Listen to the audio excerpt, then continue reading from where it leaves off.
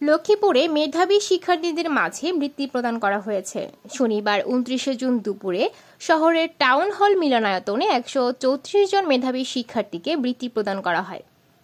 Care Education সোসাইটির আয়োজনে বৃত্তি হিসেবে শিক্ষার্থীদের হাতে সার্টিফিকেট, মেডেল ও নগদ অর্থ তুলে দেন অতিথিরা।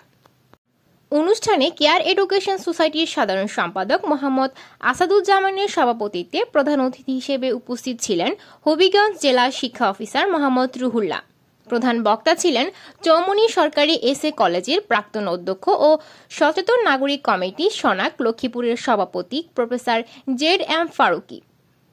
বিশেষ অতিথি হিসেবে উপস্থিত ছিলেন ইউল্যাব স্কুল অ্যান্ড কলেজের সহকারী অধ্যাপক মোহাম্মদ তহিদুল ইসলাম ভূঁইয়া, আমিন মোহাম্মদ ফাউন্ডেশনের প্রধান প্রকৌশলী engineer Salahuddin Ahmed, Care Education সোসাইটির ভাইস চেয়ারম্যান মোহাম্মদ হুমায়ুন কবির, মানবাধিকার কর্মী শামসুল করিম খোকন, সাংবাদিক Selim Uddin Nizami, Care Education School and কলেজের পরিচালক ফখরুল ইসলাম স্বপন, নন্দন ফাউন্ডেশনের প্রতিষ্ঠাতা রাজু আহমেদ প্রমুখ।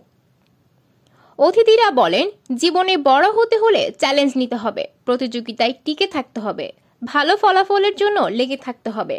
অল্পতে হতাশ হলে সফলতা পিছু হটবে।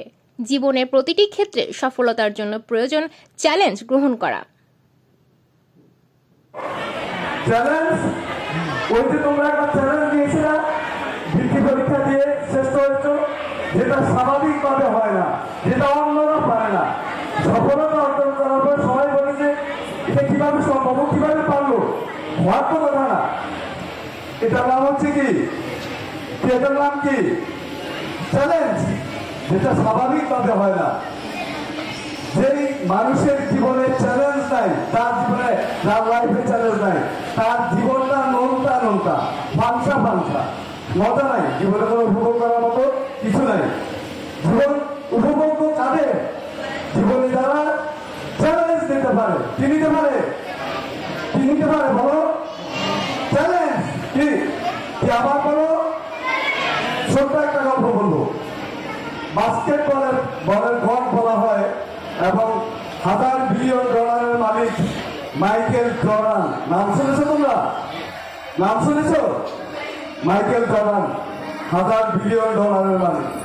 ছোটবেলায় খুব অভাবে কেটেছে তাদের পারিবারিক অবস্থাটা, খুবই অভাবে। একদিন তার বাবা একটা $1 দিয়ে একটা টি শার্ট এনে মাইকেলকে বললেন, Michael, this is $1 T shirt, can you sell by $2? এটা $1 দিয়ে কিনেছি, তুমি কি $2 বিক্রি করতে পারো? মাইকেল বললো, ইয়েস বাবা। দেখো পজিটিভ অ্যাটিটিউড, ওই যে স্যার যে কথাগুলি বলেছেন, তোমার ইচ্ছা শক্তি, তুমি ওই জায়গায় পৌঁছবা, এই জন্য তোমার ইনোভেশন, তুমি তোমার চিন্তা শক্তি, ওটাই তোমাকে কিন্তু ওই জায়গায় পৌঁছে দেবে। মাইকেল চিন্তা করলো $1 টি শার্ট $2 খাওয়াইতে হবে। সে এটাকে সুন্দর করে পরিষ্কার পরিচ্ছন্ন করলো, সুন্দর করে ভাঁজ করলো, ইস্ত্রি করে একটা স্কুলের সামনে গিয়ে ঝুলাই দিল, নিচে লিখে দিল ইট ফর সেল। এক বাচ্চা স্কুল থেকে বের হয়ে পছন্দ হয়ে গেল, তার বাবাকে বলল যে বাবা এটা আমার চাই। বাবা জিজ্ঞাসা করলো না হাউ মাচ, দাম কত? বলল, মাইকেল বলল যে $2 দিয়ে নিয়ে চলে গেল। বাবার কাছে গিয়ে $2 দিয়ে বলল যে বাবা এই নাও তোমার $2। বাবা বলছে যে ওই না মাইকেল। এর আর কয়েকদিন পরে বাবা আবার একটা টি শার্ট এনে বলল যে Michael, this is $1 T shirt, but you have to sell, can you sell by $20? $20 বিক্রি করবা, পারবা? মাইকেল বলল যে ইয়েস বাবা, বাবা আমি চেষ্টা করবো। কি বলেছে? ইয়েস মানে পজিটিভ, নাকি বলেছে চেষ্টা করবো, নাকি বলছে যে বাবা এটা অসম্ভব কথা কেন বলো, এটা তো হয় না, হবে না, হওয়ার কথা না, আমার পক্ষে সম্ভব না, এই জাতীয় কোনো কথা বলেছে? বলেছে? বলেনি। পজিটিভ অ্যাটিটিউড মনে রাখো। ওই যে স্যার বারবার যে কথাগুলি বলেছে, ওই যে তোমার ইচ্ছা শক্তি, ওই যে তোমার ইনোভেশন। মাইকেল এবার চিন্তা করা শুরু করলো, কোন রাস্তায় গেলে আমি $20 সেট করতে পারবো। ওই সময় মিকি মাউস একটা কার্টুন ছবি ছিল, এটা খুব জনপ্রিয়তা ছিল। মিকি মাউস নাম শুনেছো তোমরা? Mickey mouse. মাইকেল কি করলো, মিকি মাউসের একটা কার্টুন খাটের মধ্যে এত চমৎকার ভাবে সেটিং করে দিল। এরপরে শহরের একটা অভিজাত স্কুলের সামনে ঝুলিয়ে দিয়ে নিচে লিখে দিল স্কুল থেকে বেরোনো এক বাচ্চা মিকি মাউসের অনেক ভক্ত, সেটা দেখেই মাথা নষ্ট। সেটা বাবাকে বলতো, বাবা এটা আমার চাই, এটা আমাকে দিতেই হবে। তার বাবা এসে মাইকেলকে জিজ্ঞাসা করলো হাউ মাচ। মাইকেল বলতো যে $20।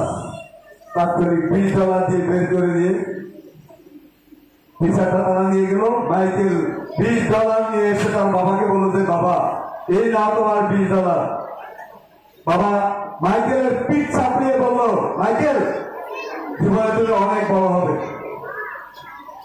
এর কয়েকদিন পর আবার তার বাবা আরেকটা টিচার এনে মাইকেলকে ডেকে বলতো, Michael this is $1 teacher, can you sell by $200? তুমি কি $200 বিক্রি করতে পারো? মাইকেল বলতো যে ইয়েস বাবা, আমি চেষ্টা করবো। কি বলেছে নাকি বলছে বাবা তোমার কি পাগলা কুত্তা কামড়াইছে যে $1 বিক্রি না তো আমার $200 বিক্রি করতে বলো? বলছে এই কথা নাকি বলছে যে বাবা তুমি কি দেখলে গাঁজা খাই আসছো? $1 টি-শার্ট তুমি আবার $200 বিক্রি করতে বলো? বলছে কি বলেছে সে? ইয়েস বাবা, আমি চেষ্টা করবো। এই যে সামান্য একটা হোমওয়ার্ক বা একটা কাজ তোমাদেরকে যখন অনেককে দেওয়া হয়, তোমরা যখন বলো যে এটা সম্ভব না, পারবো না, আমি আমার পক্ষে সম্ভব না, এই জাতীয় অ্যাটিটিউড আমাদের মধ্যে অনেকের মধ্যে হয় কিনা? হয় কিনা? করা যাবে না। তোমার দায়িত্ব হলো চেষ্টা করা। মাইকেল এখন 1 মাস ধরে চিন্তা করলো যে এই $200 যদি $1 টি-শার্টটাকে খাওয়াইতে হয় কোন রাস্তায় হাঁটতে হবে? স্বাভাবিক রাস্তায় হেঁটে হবে না, বুঝতে পারছো? এর মধ্যে হঠাৎ করে শুনলো যে পাশের শহরে হলিউডের বিখ্যাত তারকা ফারাহ ফারসি সে আসছে এবং তাকে লাল গালিচা সম্বর্ধনা দেওয়া হবে। মাইকেল টি-শার্টটা হাতে নিয়ে ট্রেনে চেপে পাশের শহরে চলে গেল। মানুষের ভিড় ঠেলে ফারাহ ফারসির কাছে গেল, কিন্তু তার দেহরক্ষীদের জন্য কাছে ফিরতে পারছে না। কয়েকবার চেষ্টা করার পরে ফারাহ ফারসির নজরে পড়ল যে একটা বাচ্চা বারবার তার কাছে আসার চেষ্টা করছে, কিন্তু দেহরক্ষী আসতে দিচ্ছে না। তখন দেহরক্ষীদেরকে বললো ওকে আমার কাছে আসতে দাও, ও আমার ফান। মাইকেল তার কাছে গিয়ে টি-শার্টটা ধরে বললো যে I need an autograph, I need an autograph, আমাকে একটা অটোগ্রাফ দেন। ফারাহ ফারসি তখন নিজ হাতে চমৎকার করে বড় করে একটা অটোগ্রাফ রেখে দিল। মাইকেল আর দেরি না করে টি-শার্টটা নিয়ে শহরের সবচেয়ে অভিজাত শপিং মলের সামনে নিয়ে ঝুলে দিয়ে লিখে দিল it is original signature by Farah Farsi, it for sale. একটু দেখতে দেখতে মানুষের ভিড় জমে গেল। একজন প্রথমে বললো যে আমি $200 দেবো, আরেকজন বললো যে আমি $500, আরেকজন বললো $700, $1000, $1200, $1500, শেষে একজন দিয়ে $2000 দামলো। মাইকেল $2000 টি-শার্টটা দিয়ে সেখান থেকে তার বাবার কাছে যে বললো যে বাবা তুমি $200 বিক্রি করতে বলেছো আর আমি তোমাকে এই $2000 দিলাম। বুঝতে পারছো $1,000 মিলিয়ন মালিক কিভাবে হয়? পৃথিবীতে শ্রেষ্ঠ মানুষ কিভাবে হয়? বুঝতে পারছো? কাজেই ওই অ্যাটিটিউডটা তোমাকে নিতে হবে এবং সেই চ্যালেঞ্জিং এর জায়গায় যদি তুমি পৌঁছতে চাও তাহলে তোমাকে কনস্ট্যান্ট থাকতে হবে। কনস্ট্যান্সি বুঝো? কনস্ট্যান্ট, লেগে থাকা। কনস্ট্যান্সি মানে কি? লেগে থাকা, তোমাকে লেগে থাকতে হবে, হতাশ হলে হবে না। এই যে একটু পর পর যখন বিদ্যুৎ চলে যায় তখন আমাদের কাছে কি আমরা অন্ধকারে চলে যায় না? বিদ্যুতের আবিষ্কারটা হলো দ্বিতীয় শিল্প বিপ্লবের প্রধান আবিষ্কার, নাকি? কোন শিল্প বিপ্লব? কে আবিষ্কার করেছেন? কে? Thomas Alva Edison. কে আবিষ্কার করেছেন? টমাস, সবাই বলো, টমাস আলভা এডিসন বিদ্যুতের আবিষ্কারক। বিদ্যুতের ফিলামেন্টটা আবিষ্কার করতে গিয়ে টমাস 10,000 বার চেষ্টা করার পরে সফল হয়েছেন। কতবার চেষ্টা করেছেন? 10,000 বার চেষ্টা করার পর। তুমি কি ভাবতে পারো? Can you imagine? তিনি কতটা লেগেছিলেন এবং এটাকে সফল করেছেন 10,000 বার পরে তিনি সফল হয়েছেন। এই মাইকেল টমাস আলভা এডিসন তোমাদের মতো যখন স্কুলে পড়তেন, একদিন তার মায়ের কাছে স্কুল থেকে একটা চিঠি আসলো। মা চিঠিটা বলে অনেকক্ষণ কাঁদলেন। টমাস জিজ্ঞাসা করলো, মা তুমি কাঁদছো কেন?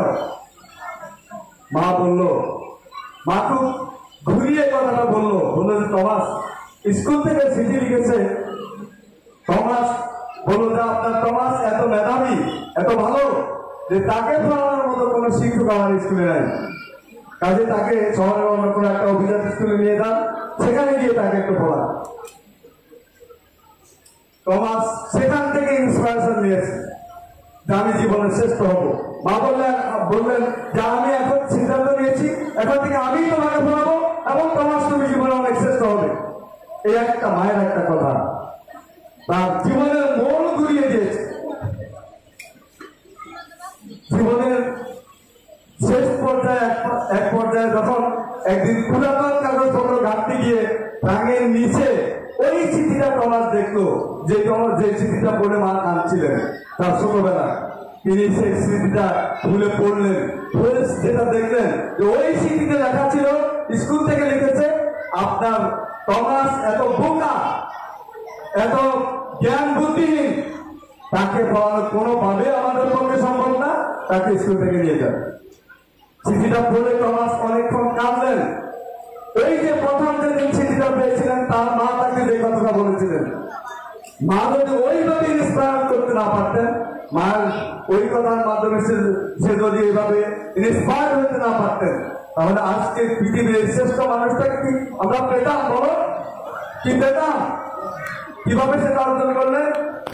তার দৃঢ় ইচ্ছা শক্তি, তার কনস্ট্যান্সি এর মাধ্যমে। জীবনে তোমরা অনেক বড় হবে। পৃথিবীটা এখন 4র্থ শিল্প বিপ্লব অতিক্রম করছে। আর কয়েকটা বছর পরেই, এই যে ধরো 5 বছর, দেখবো যে আমাদের জীবনযাত্রা, আমাদের জব মার্কেট, আমাদের লাইফ স্টাইল, আমাদের শিল্প কারখানা সকল জায়গার মধ্যে পরিবর্তন হয়ে গেছে। দেখো, ওই যে আমার হবিগঞ্জে আমি জেলা শিক্ষা অফিসার, সেখানে ওই যে মানে হাওড় অঞ্চলে ধান কাটার সময় শ্রমিক সংকট লেগে যেত। আগে জেলা প্রশাসনের সব মিটিং এ তো আমরা থাকি, সেখানে এগুলো নিয়ে ব্যাপক আলোচনা করতো। কিন্তু এখন হারভেস্টার মেশিন চলে আসে, যেই কাজটা আগে 150-200 মানুষ করতো সেটা এখন একজন করে। গার্মেন্ট সেক্টরে যেই কাজটা এখন 500 শ্রমিক করে, সেটা রোবটের মাধ্যমে, অটোমেশনের মাধ্যমে একদম করবে। পণ্য আনার কাজ যেটা 6 ঘন্টা লাগে ঢাকা থেকে এখানে আসতে, সেই কাজটা ড্রোনের মাধ্যমে 15 মিনিটে হবে। এখন রাস্তা গাড়ি চালায় ড্রাইভার, কয়দিন পরে চালাবে রোবট। এই যে মোবাইল ফোন এখন যেটি হাতে আছে, আর কয়েকটা দিন পরে দেখবা যে মোবাইল ফোন বাজার থেকে হারিয়েই গেছে। একটা স্টিকার তোমার হাতের মধ্যে লাগিয়ে দিবে, ওটাই মোবাইল ফোন, ওটা দিয়ে তুমি ব্যবহার করবে। এইভাবে জীবনের সকল ক্ষেত্রে 4র্থ শিল্প বিপ্লবের প্রভাবে যে পরিবর্তন আসছে, আগামী পৃথিবীতে তোমরা যারা দেশ চালাবে, তোমরা যদি তার সাথে নিজেদেরকে পরিবর্তন করতে না পারো, তাহলে কিন্তু তুমি পিছিয়ে যাবে। আগামী পৃথিবীতে শুধুমাত্র দক্ষ মানুষরাই টিকে থাকবে। এই জন্য আমি মাননীয় প্রধানমন্ত্রী, আমাদের